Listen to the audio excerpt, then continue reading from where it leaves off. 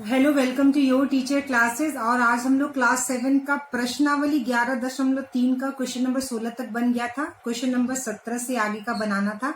तो क्वेश्चन 17 क्या कह रहा है बच्चों? सलमा की उम्र उसके पिता के उम्र के 1/3 से 5 वर्ष कम है। ठीक है, यदि सलमा की उम्र 20 वर्ष है तो उसके पिता की उम्र ज्ञात करें। तो बच्चों प्रश्न में कह रहा है सलमा की उम्र जो है क्या है बच्चों? 20 वर्ष है। तो हमने लिख दिया सलमा का उम्र 20 वर्ष। ठीक है, पिता का उम्र हमको ज्ञात करना है। तो पिता का उम्र हम क्या मान लेंगे बच्चों? x मान लेंगे। ठीक है, पिता का उम्र क्या है? x मान लेंगे। अब हम प्रश्न के अनुसार समीकरण को बनाएंगे। तो यहाँ पे क्या कह रहा है? सलमा की उम्र। ठीक है, तो हम यहाँ पर सलमा का उम्र लिखेंगे 20 साल। सलमा का उम्र 20 साल। तो सलमा की उम्र उसके पिता के उम्र के 1/3, पिता की उम्र का 1/3। ठीक है, तो पिता का उम्र अगर x है तो पिता की उम्र का 1/3 कितना होगा बच्चों?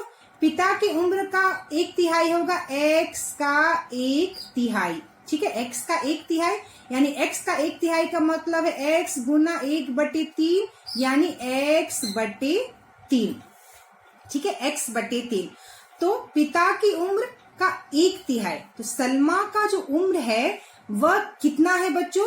उसके पिता के उम्र का 1/3। तो पिता का उम्र है x और पिता की उम्र का 1/3 हो गया x/3। ठीक है, पिता की उम्र का 1/3 से 5 वर्ष कम है। तो जब कम होता है तो हम माइनस करते हैं और जब प्लस होता है तो हम क्या करते हैं? ऐड करते हैं, जोड़ते हैं। तो सलमा का उम्र जो है उसके पिता की उम्र के 1/3 मतलब x/3 से 5 वर्ष कम है, यानी कि x/3 - 5। ठीक है, अब हम लोग इसको हल करेंगे। -5 जो है बराबर के इधर आ जाएगा तो ये +5 हो जाएगा। 20 + 5 बराबर x/3। ठीक है, 20 + 5 कितना हो गया? 25 बराबर x/3। 20 + 5 25 बराबर x/3। अब देखिए 25 बराबर x/3 है। हम इसको इस प्रकार भी लिख सकते हैं x/3 बराबर 25 लिख सकते हैं। सिर्फ हमने क्या किया? दाएं पक्ष को बाएं और बाएं पक्ष को दाएं लिख दिया। जैसे मान लीजिए x बराबर 5 है तो हम इसको 5 बराबर x भी लिख सकते हैं और 5 बराबर x को हम x बराबर 5 भी लिख सकते हैं। जस्ट मैंने यही किया है। ठीक है, हमेशा x हम इधर लेफ्ट साइड में लेके चलते, इसलिए मैंने इस तरह से लिख दिया। तो x बराबर कितना हो गया? 3 गुना 25। तो x बराबर हो गया 75। ठीक है, x बराबर कितना हो गया? 75। तो पिता की उम्र कितना निकल गया बच्चों? 75 वर्ष।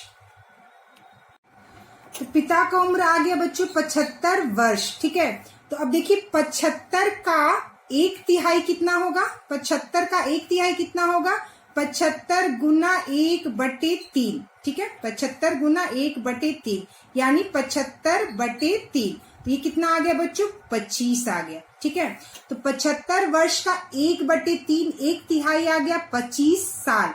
और इसमें से जब हमने 5 घटा दिया यानी 5 वर्ष कम कर दिया तो यह आ गया 20 वर्ष, जो कि है सलमा का उम्र। ठीक है, यानी पिता का उम्र 75 साल और सलमा का उम्र 20 साल तो दिया हुआ है। यानी 75 का 1/3 उम्र आ गया 25 साल। अब 25 साल में से यानी 1/3 में से 5 वर्ष कम, तो 25 साल क्या है? 1/3 है, इसमें से 5 वर्ष कम, ये आ गया 20 साल सलमा का उम्र। ठीक है, तो ये हो गया आपके उसके पिता का उम्र। देखिए क्वेश्चन नंबर 18 क्या कह रहा है बच्चों? विक्रम ने 8 कुर्सी एवं 2 मेज खरीदने में कुल 2,900 रुपए खर्च किए। ठीक है, यदि एक मेज की कीमत 450 रुपए है तो एक कुर्सी की कीमत ज्ञात कीजिए। तो चलिए बच्चों, यहाँ पर मेज की कीमत जो है यानी कि एक मेज की कीमत जो है वह दिया गया है। कितना दिया गया भैया बच्चों? 450 रुपए। ठीक है, एक मेज की कीमत 450 रुपए दी हुई है।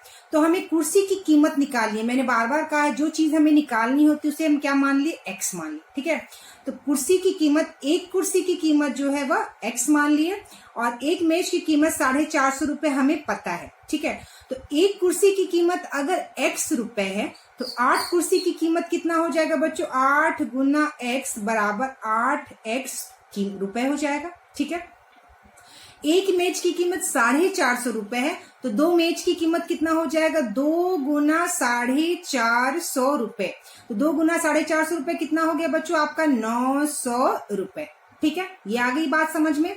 अब क्या कह रहा है कि 8 कुर्सी और 2 मेज खरीदने में कुल कितने रुपए लगे, 2900 रुपए लगे। तो हम इसको जोड़कर लिख देंगे 8 कुर्सी की 8 कुर्सी जो खरीदा, उसने जो 8 कुर्सी खरीदी और उसने जो 2 मेज खरीदे, 2 मेज की कीमत कितना है 900, ठीक है। इन सबको मिलाकर पूरे कुल कितने खर्च हुए बच्चों, 2900 रुपए पूरे खर्च हुए, ठीक है। तो अब हम x का दाम निकालेंगे, x का मान निकालेंगे तो निकल जाएगा 8x बराबर 2900 माइनस यह हो गया हमारा 900 रुपए।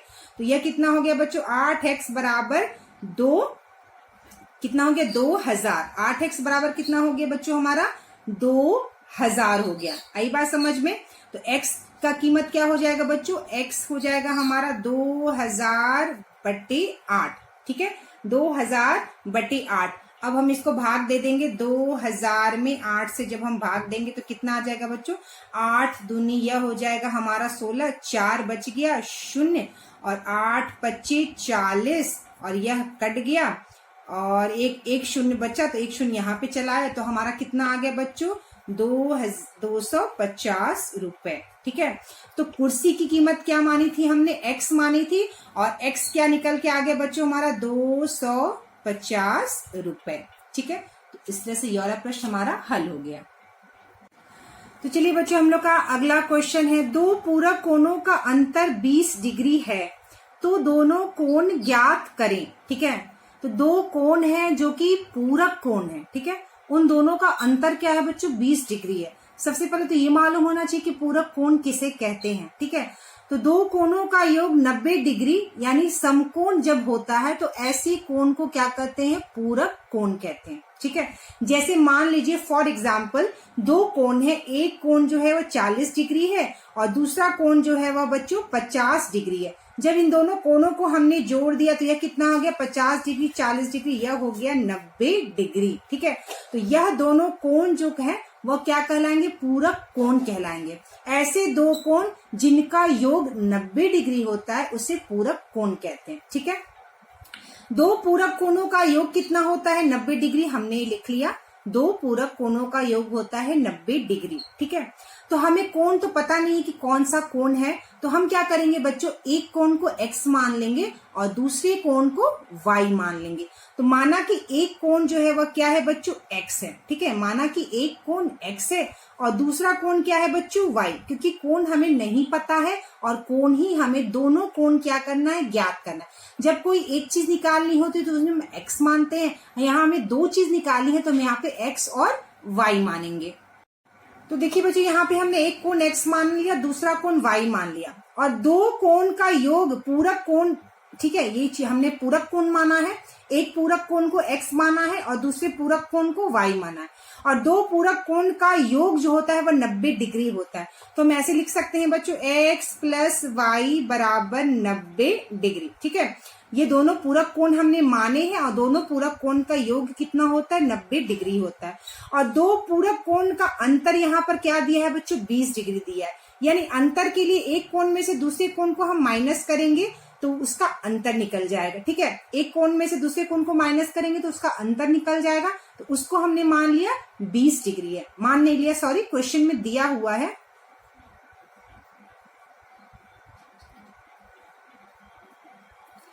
तो x + y 2 कोण पूरक कोणों का योग जो है 90 डिग्री है और यहाँ पर देखिए क्या कह रहा है, 2 पूरक कोणों का अंतर 20 डिग्री है, ठीक है। तो 2 पूरक कोण जो हमने माने थे उनका अंतर क्या है बच्चों 20 डिग्री है। तो अंतर कैसे निकालेंगे, जब किसी चीज में से हम किसी चीज को घटाते हैं, ठीक है। तो x में से y घटा दिया हमने तो कितना निकल गया, ये अंतर कितना दिया हुआ है 20 डिग्री दिया है। तो x - y बराबर हमने लिख दिया 20 डिग्री, ठीक है।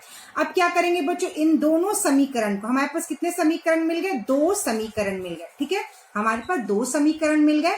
तो जब 2 समीकरण होते हैं और दो एक्स और वाई जो इसमें दिया होता है दो, उसमें से जब हमें एक निकालना होता है तो हम एक समीकरण के हिसाब से या तो उसको जोड़ते हैं या तो उसको घटाते हैं। तो यहाँ पर स्पष्ट दिख रहा है कि एक प्लस वाई है और एक माइनस वाई है, ठीक है, एक प्लस वाई है और एक माइनस वाई जो चर दिए हुए हैं। तो हम जब इसको जोड़ेंगे तो plus Y minus Y cut जाएगा। तो हम जब इसको जोड़ते हैं तो x और x कितना हो गया बच्चों, 2x हो गया, और प्लस वाई में जब हम माइनस वाई को जोड़ेंगे तो यह कट जाएगा और 2x बराबर कितना हो जाएगा, 90 और 20 डिग्री कितना हो जाएगा, 110 डिग्री हो जाएगा। तो x का मान क्या हो गया बच्चों, 110 डिग्री बटे 2। तो x का मान क्या हो गया बच्चों हमारा 55 डिग्री। तो x का मान हो गया हमारा 55 डिग्री। अब हमें दिया हुआ है x प्लस वाई बराबर 90 डिग्री, दो पूरक कोणों का योग 90 डिग्री होता है। x का मान हमारा क्या निकल गया है, 55 डिग्री, ठीक है। तो x का मान रख दिया हमने 55 डिग्री प्लस y बराबर 90 डिग्री, ठीक है। तो y डिग्री बराबर कितना हो जाएगा, 90 डिग्री माइनस, यह 55 उधर चला गया तो हो गया माइनस 55 डिग्री, इधर प्लस है उधर गया तो माइनस 55 डिग्री हो गया, ठीक है। तो हम 90 में से क्या करेंगे, 55 डिग्री को घटा देंगे तो कितना हो जाएगा बच्चों, y बराबर आ जाएगा हमारा 35 डिग्री, ठीक है।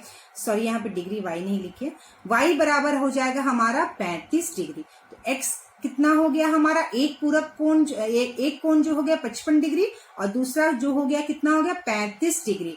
और जब हम 55 डिग्री और 35 डिग्री को जोड़ेंगे तो यह हो जाएगा बच्चों हमारा 90 डिग्री। कितना हो गया, 90 डिग्री।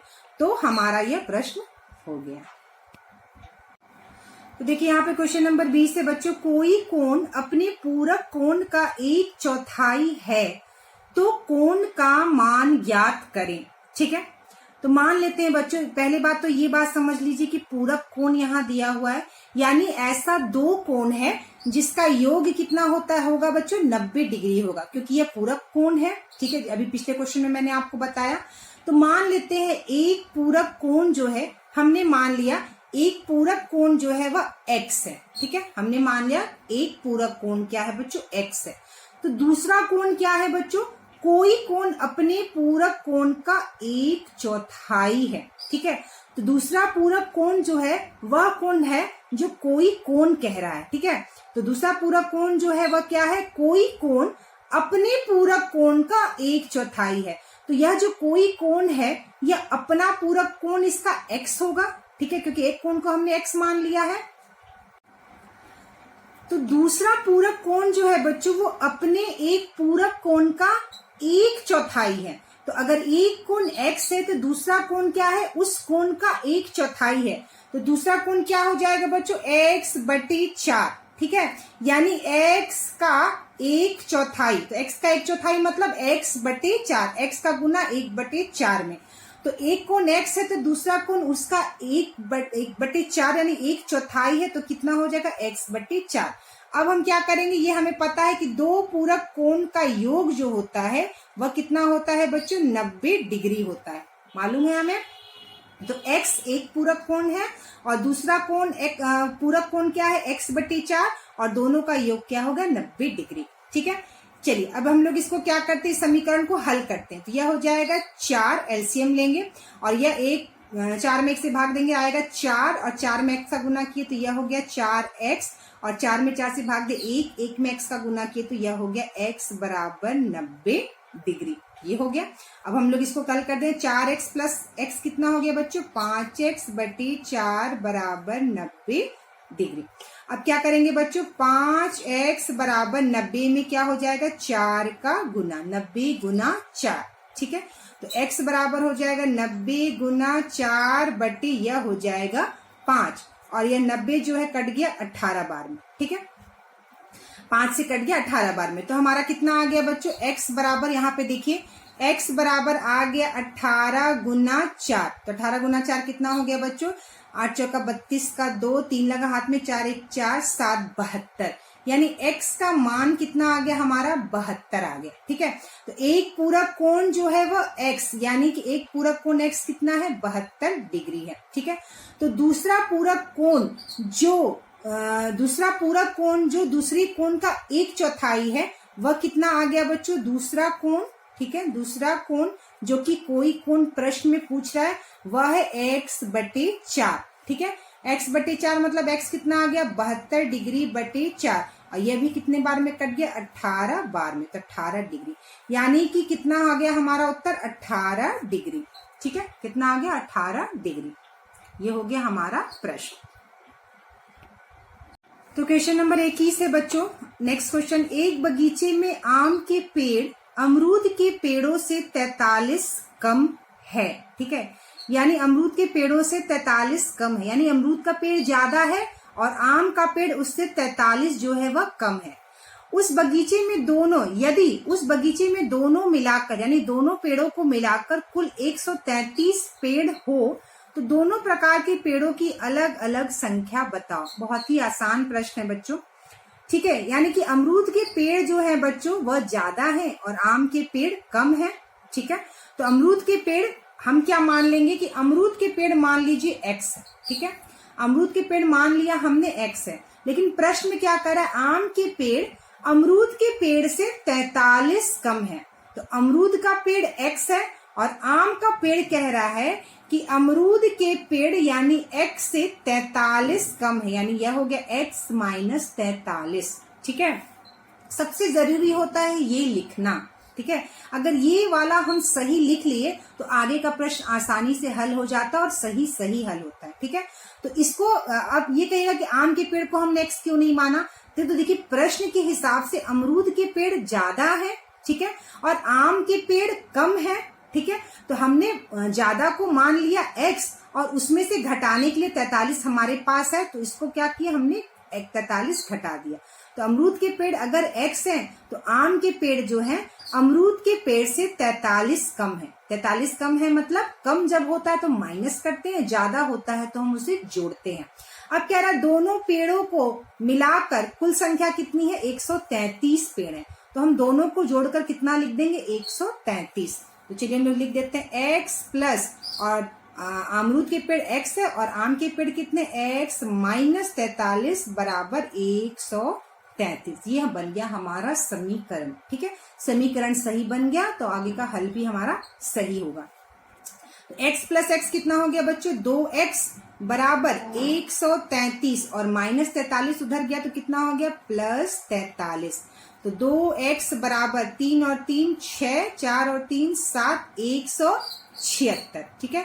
तो x बराबर 176 बटे 2, तो ये कितने बार में कट जाएगा बच्चों, यह कट जाएगा हमारा 2 अट्ठे 16 और 2 अट्ठे 16, ये कट जाएगा 88 बार में 2 से, ठीक है। तो x का मान आ गया हमारा 88 और x क्या है बच्चों अमरूद के पेड़ है। x क्या है हमारा अमरूद का पेड़, तो अमरूद का पेड़ जो है वह हमारा x है और वह कितना आ गया 88 आ गया, ठीक है। और आम के पेड़ कितने आ जाएंगे बच्चों, आम का पेड़ है की संख्या क्या है x माइनस 43, तो x माइनस 43, ठीक है। x कितना है 88 है, तो 88 माइनस 43, तो यह कितना हो गया बच्चों 8 में से 3 गया 5 और 8 में से 4 गया 4, ये कितना आ गया बच्चों हमारा 45, ठीक है। कितना आ गया 45। तो अमरूद की संख्या 88 और आम की संख्या के पेड़ों की संख्या 45, ठीक है। अब देखिए यहाँ पे आम के जो पेड़ हैं वह अमरूद के पेड़ से 43 कम है, तो हमारा प्रश्न बिल्कुल सही सही हल हो गया। तो चलिए बच्चों यहाँ पे लास्ट क्वेश्चन है, देखिए क्वेश्चन नंबर 22। एक व्यक्ति की उम्र उसकी पुत्री की उम्र के चौगुना है, ठीक है। 16 वर्ष बाद वह अपनी पुत्री के उम्र के दुगुना हो जाएगा, पुत्री की उम्र ज्ञात कीजिए, ठीक है। तो यहाँ पे देखिए प्रश्न मैंने लिख लिया है, मैंने किताब में प्रश्न इसलिए पढ़ा है कि यहाँ पे उम्र और के लिखने में छूट गया, ठीक है। एक व्यक्ति की उम्र उसकी पुत्री की उम्र का चौगुना है, 16 वर्ष बाद वह अपनी पुत्री की उम्र के दुगुना हो जाएगा, पुत्री की उम्र ज्ञात कीजिए, ठीक है। तो मान लेते हैं बच्चों पुत्री की उम्र ज्ञात करना है, तो पुत्री की उम्र क्या है x है, ठीक है। और कह रहा है व्यक्ति जो है अपनी पुत्री की उम्र का चौगुना है, तो पिता की उम्र जो है पुत्री की उम्र की चौगुना यानी 4 का गुना x से, ठीक है, यानी 4 गुना है x की उम्र का, तो 4 गुना x हो गया 4x, ठीक है। तो पुत्री का उम्र x है और पिता का उम्र अपनी पुत्री का 4 गुना है। तो अपनी पुत्री का उम्र x है और उसका 4 गुना 4x है। ठीक है, अब देखिए बच्चों प्रश्न में कह रहा है 16 वर्ष बाद। ठीक है, 16 वर्ष के बाद, तो सबसे पहले जब 16 वर्ष होगा तो दोनों का उम्र 16 साल अधिक हो जाएगा। ठीक है, दोनों को उम्र में 16 साल जुड़ जाएगा। ठीक है, आज x साल उम्र है तो 16 साल बाद कितना हो जाएगा उसका उम्र बच्चों, x प्लस 16 हो जाएगा। 16 साल पुत्री की उम्र में जुड़ जाएगा। और पिता की उम्र में भी क्या होगा, 4x प्लस 16। ठीक है, 4x प्लस 16, 16 साल जुड़ जाएगा। तो 16 वर्ष बाद पुत्री का उम्र x प्लस 16 हो जाएगा और 16 वर्ष बाद पिता का उम्र 4x प्लस 16 हो जाएगा। ठीक है, ये आई बात समझ में। और प्रश्न में एक चीज और कह रहा है, 16 वर्ष बाद वह अपनी पुत्री के उम्र के दुगुना हो जाएगा। ठीक है, वह अपनी पुत्री की उम्र के दुगुना हो जाएगा। ठीक है, तो जो पिता की जो उम्र है यानी 4x प्लस 16, ये पिता की उम्र है। ठीक है, यह पिता की उम्र है। तो और क्या कह रहा है, 16 वर्ष बाद वह मतलब पिता, वह अपनी पुत्री के उम्र के दुगुना, अपनी पुत्री के उम्र के दुगुना। ठीक है, तो उसकी पुत्री का उम्र कितना है, x प्लस 16 है। 16 वर्ष बाद x प्लस 16। ठीक है, तो पिता की जो उम्र है वह अपनी पुत्री के उम्र का दुगना। ठीक है, तो अपनी पुत्री यानी पुत्री का उम्र है x प्लस 16, इसका 2 गुना हो जाएगा। ठीक है, इसके पिता का उम्र अपनी पुत्री के 2 गुना उम्र का हो जाएगा। तो यह समीकरण हम ऐसे लिखेंगे। ठीक है, 4x प्लस 16 ये पिता का उम्र है और पिता का उम्र जो है अपनी पुत्री यानी जिसका उम्र x प्लस 16 है उसके 2 गुना हो जाएगा। ठीक है, उसके 2 गुना हो जाएगा। अब हम इसको हल करेंगे। तो 4x प्लस 16 बराबर 2 में x का गुना किए, 2x प्लस 16 दूनी, ये हो गया हमारा 32। ठीक है, तो 4x और यह 2x इधर आ जाएगा तो यह हो जाएगा माइनस 2x बराबर 32 और प्लस 16 जब उधर हो जाएगा तो यह हो जाएगा माइनस 16। ठीक है, तो 4x में से 2x घटा दिए तो यह हो गया 2x बराबर 32 में से 16 गया तो यह हो गया 16 और x बराबर हो गया 16/2 और यह कितने बार में कट गया, 8 बार में। तो x का मान कितना आ गया बच्चों, हमारा 8, यानी पुत्री की उम्र क्या हो गई बच्चों, 8 वर्ष। ठीक है, पुत्री का उम्र ही पूछ रहा है और पुत्री का उम्र कितना हो गया बच्चों, 8 वर्ष। पुत्री का उम्र कितना हो गया, 8 वर्ष। ठीक है, और उसके पिता की उम्र कितनी हो गई बच्चों, पिता की उम्र कितना हो गया, पिता का जो उम्र हो गया वह कितना हो गया बच्चों, 4x। तो 4x कितना हो गया, 4 गुना 8, 4 8 कितना हो गया, 8 चौका 32 वर्ष। ठीक है, 32 वर्ष। ठीक है, तो जब उसकी पुत्री का उम्र 8 साल था तो उसके पिता का उम्र जो था वो क्या था बच्चों, 4 गुना था। तो देखिए 4 गुना 8 का 4 गुना कितना हो जाएगा, 32 वर्ष। हमारा प्रश्न सही से हल हो गया। और आप इसको भी देख सकते हैं कि 16 साल के बाद उन दोनों का उम्र जो है, पिता का उम्र 2 गुना हो गया। ठीक है, तो 16 साल के बाद पुत्री का उम्र क्या हो जाएगा बच्चों, x प्लस 16 है। ठीक है, x प्लस 16 है। x कितना है हमारा 8, 8 प्लस 16 यह हो गया 16 और 8 कितना हो गया बच्चों, यह हो गया 24। 16 4 20 ये हो गया 24 वर्ष। ठीक है, और उसके पिता का उम्र, ठीक है, पिता का उम्र, ठीक है, पिता का उम्र कितना हो जाएगा, 4x प्लस 16। ठीक है, तो 4 गुना x कितना हो जाएगा, 4 गुना x हो जाएगा, ये 8 हो जाएगा प्लस 16। ठीक है, तो 8 चौका ये हो गया बच्चों हमारा 32 और 32 प्लस 16 कितना हो गया, 6 और 2 8 और 3 1 4, यानी यह हो गया 48। ठीक है, 48। तो पुत्री का उम्र 24 है और 24 का 2 गुना कितना होता है, 48। ठीक है, 4 24 का 2 गुना कितना हुआ, 48। ठीक है, जब वो 8 साल की थी तो उसका पिता का उम्र 4 गुना था यानी 32 वर्ष। और 16 साल की बाद उसकी पुत्री का उम्र कितना हो गया, 8 में 16 जोड़े 24 साल हो गया उसकी पुत्री का उम्र। और उसके पिता का उम्र कितना हो गया बच्चों, हमने निकाल लिया 4x प्लस 16, 4 8 32, यह हो गया 48 वर्ष। तो आप देख सकते हैं इसकी 16 साल के बाद उसकी पुत्री का 2 गुना उम्र का उसका पिता हो गया यानी 48 साल। ठीक है।